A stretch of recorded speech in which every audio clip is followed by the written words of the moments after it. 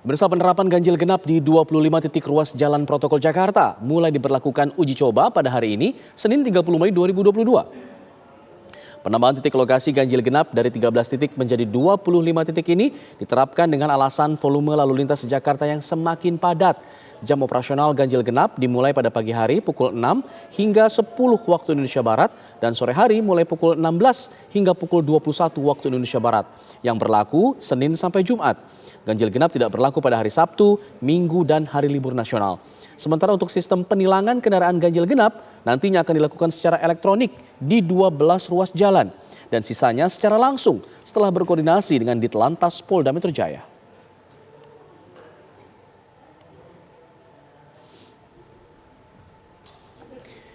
Upaya manajemen dan rekayasa lalu lintas dilakukan Pemprov DKI Jakarta lantaran volume kendaraan yang melintasi 13 titik utama ganjil genap mengalami kenaikan signifikan.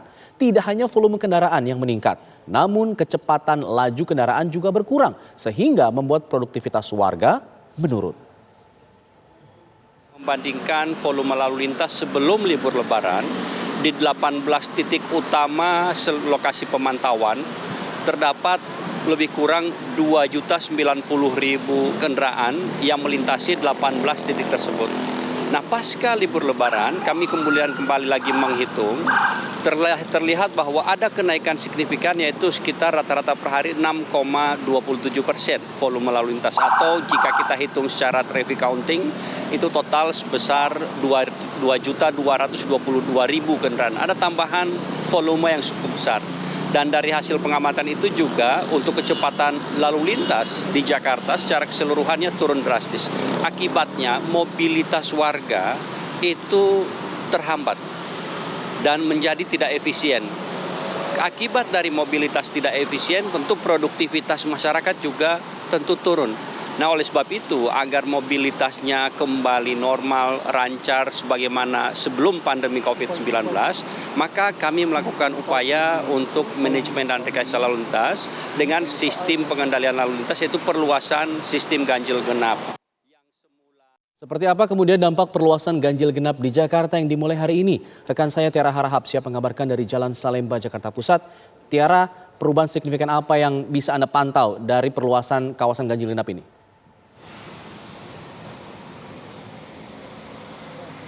Iya, memang betul Alfats. Jika sebelumnya ini sudah ada 13 titik ruas jalan yang diberlakukan ganjil genap ya, nanti untuk perluasan ini terdapat 13 titik baru sehingga total secara keseluruhan ini sebenarnya ada 26 titik yang akan diberlakukan sistem ganjil genap. Kalau melihat saat ini memang masih belum nampak imbas ataupun juga dampaknya begitu karena memang saat ini hingga tanggal 6 Juni 2022 mendatang ini hanya sistem sosialisasi yang kemudian ini diberlakukan oleh pihak kepolisian dan tidak ada sanksi tilang yang nantinya akan diberlakukan jika ada kendaraan yang tidak sesuai dengan tanggal. Ini hanyalah sanksi teguran.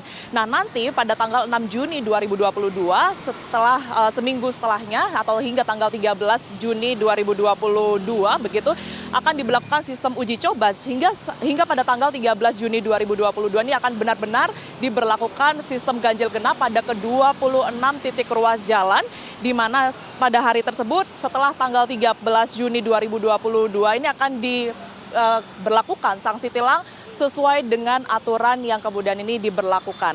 Sebenarnya pada pemberlakuan ke-26 titik ruas jalan pada sistem ganjil genap ini sesuai ataupun juga mengacu pada Pergub nomor 88 tahun 2019 di mana untuk jam operasionalnya ini juga disesuaikan dengan pemberlakuan sebelumnya yakni pada pukul 6 hingga 10 waktu Indonesia Barat dan untuk sore hari ini adalah pukul 14 waktu Indonesia Barat hingga pukul 21 waktu Indonesia Barat. Aturan ini tidak berlaku Alfa dan juga pemirsa pada hari libur nasional dan juga hari libur akhir pekan seperti hari Sabtu dan juga hari Minggu begitu.